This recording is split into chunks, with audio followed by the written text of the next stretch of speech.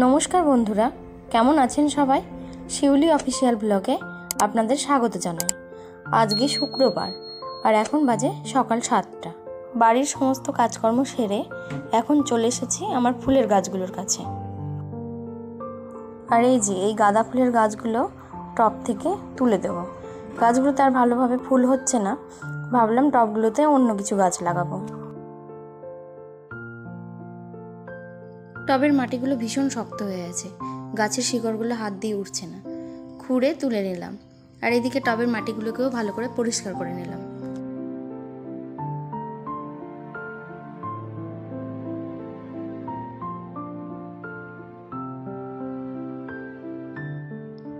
মাটি খোঁড়ার এই জিনিসপত্রগুলো আর তার সাথে কাঁচিটা আমি ফ্লিপকার্ট থেকে অর্ডার করেছি।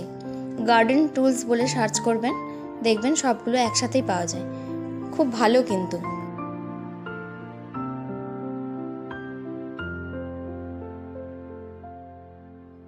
এই টবের মাটিটা আমার ভীষণ শক্ত আর অনেকগুলো মাটিও আছে, কিছুটা মাটি কমিয়ে নিলাম। সবগুলো টবের মাটি ভালোভাবে খুঁড়ে পরিষ্কার করে নিয়েছি আর মাটিটা ভালোভাবে আলগা করে নিয়েছি। আর এদিকে আমি লাগাবো কয়েকটা লঙ্কার চারা। এই লঙ্কার চারাগুলো আমি মায়ের বাড়ি থেকে নিয়ে এসেছি। সেদিন গেছিলাম, বাবা বললো লঙ্কার অনেকগুলো চারা হয়েছে, নিলে নিয়ে যা। আমি ভাবলাম নিয়েই নিই, তাও বাড়িতে লঙ্কা হবে।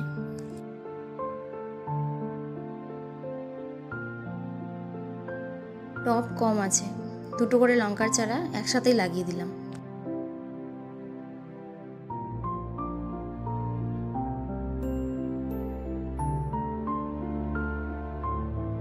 সবগুলো গাছ লাগানো হয়ে গেছে, এবারে সবগুলোতে একটু একটু করে জল দিয়ে দিই।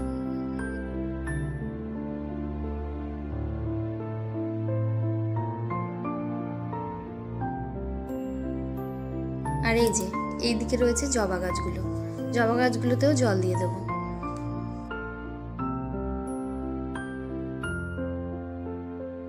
জবা গাছগুলো আমার খুবই প্রিয়।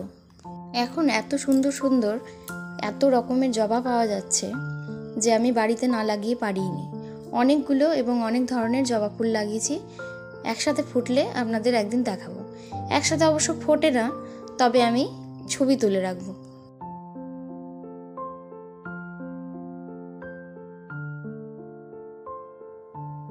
আর এই যে এই গাছটাতে অনেকগুলো কুড়ি এসেছে, ফুটলে একদিন আপনাদের দেখাবো। আর এই দিকটাতে রয়েছে গোলাপের গাছগুলো। এই গাছটাতে কি সুন্দর একটা গোলাপ ফুটেছে, দেখুন কালারটা খুব সুন্দর না? এই গাছটাতেও একটা কুড়ি এসছে। গাছগুলো নতুন লাগিয়েছি, একটা একটা করে ফুল দিচ্ছে এখন। আর এই হলো গন্ধরাজ। গন্ধরাজ গাছে একসাথে 7খানা কুড়ি এসেছে। ফুলগুলো যখন একসাথে ফুটবে কি ভালোই না লাগবে বলুন। আর এই হলো করবী গাছ। করবী গাছটা কি বিশাল বড় হয়েছে দেখুন, আর ফুলও ফুটছে অনেকগুলো করে। আর এই যে এইদিকে রয়েছে বোগেনভেলিয়া। বোগেনভেলিয়াটা কয়েকদিন হলো লাগিয়েছি, 4 রকমের বোগেনভেলিয়া লাগিয়েছি।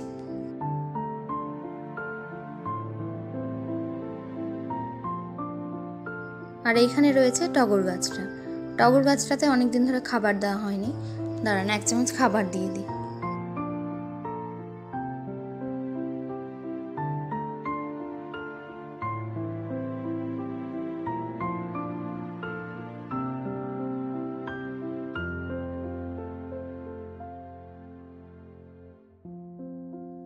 এখন সন্ধেবেলা আর একটুখানি হাঁটতে বেরিয়েছিলাম, ভাবলাম একটু স্টেশনের দিক থেকে ঘুরে আসি।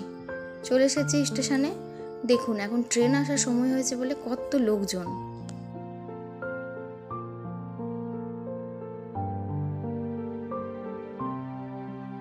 যাই একটু ভেতরের দিক থেকে ঘুরে আসি।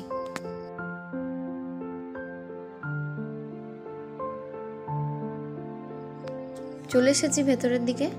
ভেতরের দিকে একটুখানি হাঁটবো, তারপরে একটুখানি বসে রেস্ট নিয়ে তারপর চলে যাবো।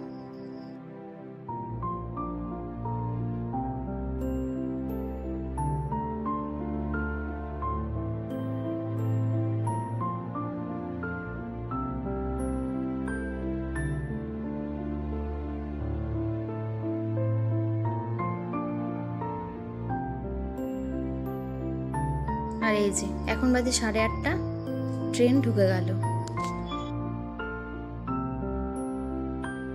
এইটা শিয়ালদা বালুরঘাট এক্সপ্রেস, এখন বালুরঘাট থেকে শিয়ালদার দিকে যাচ্ছে।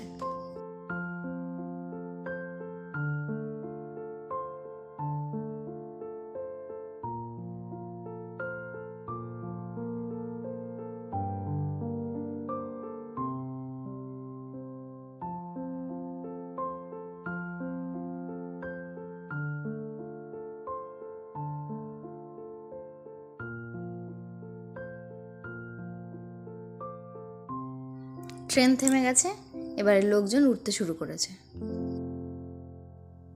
এই যে 10 মিনিট মতো দাঁড়ালো, তারপর ছেড়ে দিল। মনে হচ্ছিল যে একবার উঠেই যায়, উঠে একেবারে চলেই যায়।